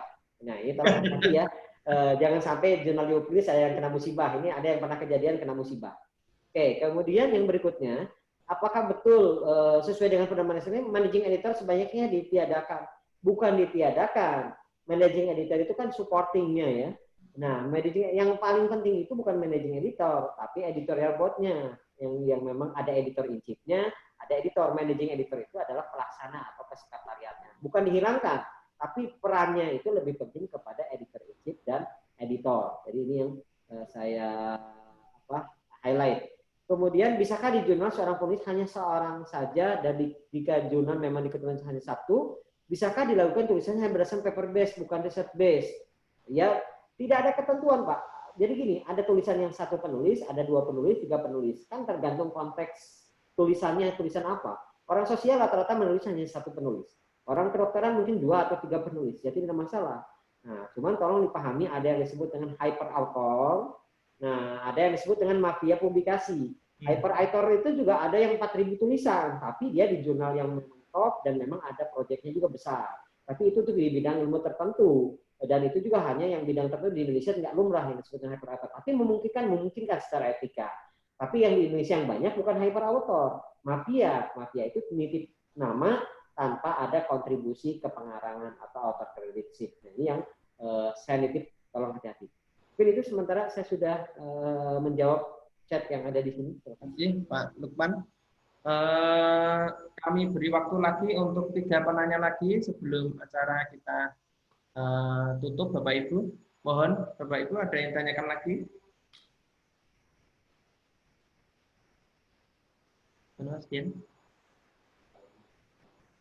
Boleh Bapak Ibu ketika mau langsung berbicara langsung lewat virtual ini, Bapak Ibu nggak usah ngechat juga boleh, tinggal raise hand aja Bapak Ibu.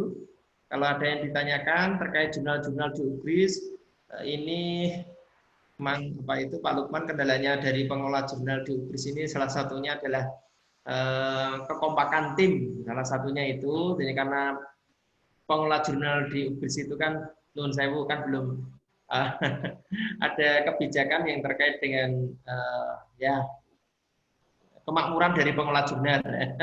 Ketika pengelola jurnalnya itu sudah terakreditasi SINTA, sudah otomatis mereka bisa mandiri. Tapi ketika yang belum, maka dari pihak kampus di UPRIS ini mensupport salah satunya untuk operasional dari pengelolaan jurnal di UPRIS, tapi tidak seberapa banyak. Nah, dengan dibanding kampus-kampus lain ada target ketika nanti sudah SINTA 1 berapa, SINTA 2 berapa, itu dari mungkin ini kami lagi mengusulkan ke pimpinan Pak Rektor ketika jurnal-jurnal sudah SINTA 1 sampai 6 apakah ada perlakuan khusus, ini masih diusulkan oleh LPPM seperti itu Pak Lukman. Mungkin nanti Pak Lukman bisa mensupport kami dari pimpinan-pimpinan UPRIS ketika ada acara di LLDikti mungkin dianukan lagi ketika untuk pengelola jurnal itu mohon diopeni gitu kalau orang Jawa seperti itu. Ya, jadi saya ya tadi mendukung teman-teman ya, tadi mudah-mudahan manajemen juga mendukung karena jurnal itu pertama harus passion, kemudian kedua adalah harus komitmen. Jadi passion sama komitmen itu adalah penting untuk mengelola jurnal itu konsisten. Karena ya tadi kalau di jurnal itu tidak mencari rupiah, tapi tadi mencari pengabdian yang memang kadang-kadang kita mencari berkah dan hikmahnya itu di tempat yang lain. Nah ini saya cuma lihat ini ada setumpukan berkas yang invasi lah kenaikan dan yang ini, tapi saya belum melihat yang dari teman-teman dari UPRIS ini yang masuk ke saya ini. Makanya saya mendorong ini teman-teman dari UPRIS jangan sampai mandek Javanya dan yang lain-lain juga kalau tempat-tempat lain. Saya sudah lihat, jadi ini yang ya kita akan mendorong lah. Itu yang termasuk juga dengan jurnalnya.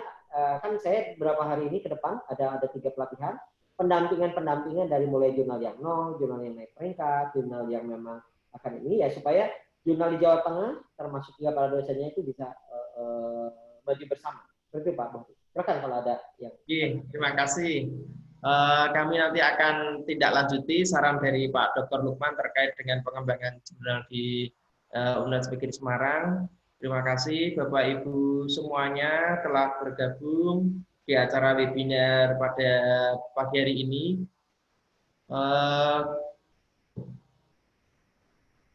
Saya lihat dulu chatnya Pak, kalau mungkin ada yang ini ada Pak, ada Pak Ibnu Fatkuroyana Pak, ini mungkin last question. Ini tentang jurnal jendela olahraga, ini beliau masih muda Pak Ibnu ini termasuk penggerak jurnal di UGRIS gitu. Tentang jurnal-jurnal di UGRIS masih banyak yang di Garuda belum terdaftar ESSN-nya. Padahal di LIPI sudah terdaftar. Itu kemarin kita workshop seperti itu Pak Lukman, mohon solusinya juga. Sedangkan saat mendaftar Arjuna, input ESSN adalah yang sudah terdaftar di Garuda. Sehingga ada beberapa jurnal di UGRIS yang tidak bisa mendaftar di Arjuna. Kami sudah email ke Garuda namun tidak ada balasan. Mohon solusinya Pak Lukman.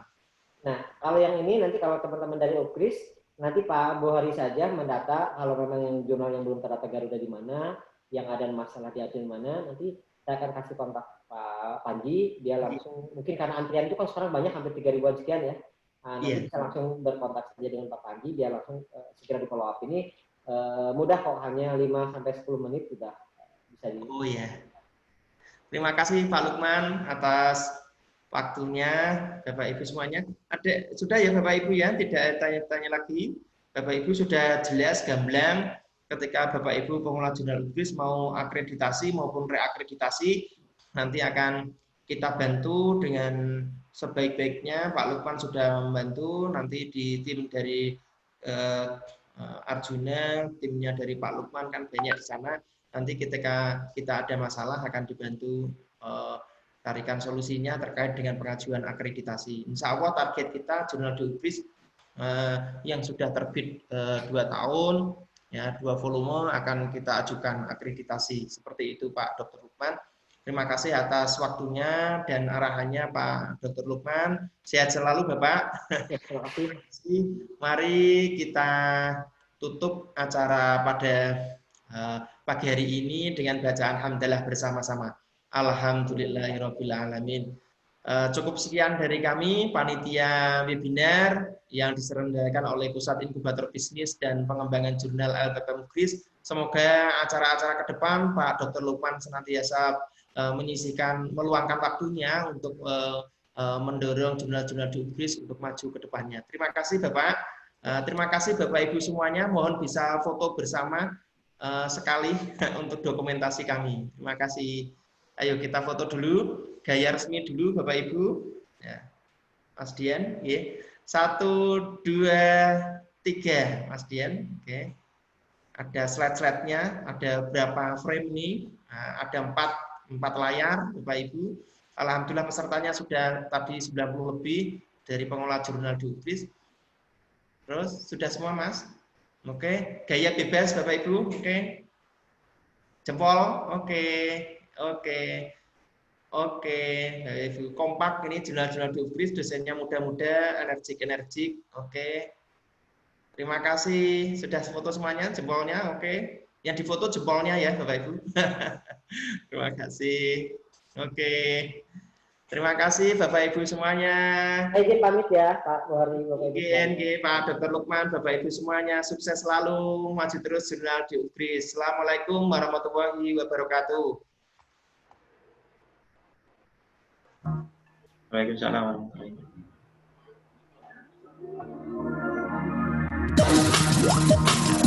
wabarakatuh.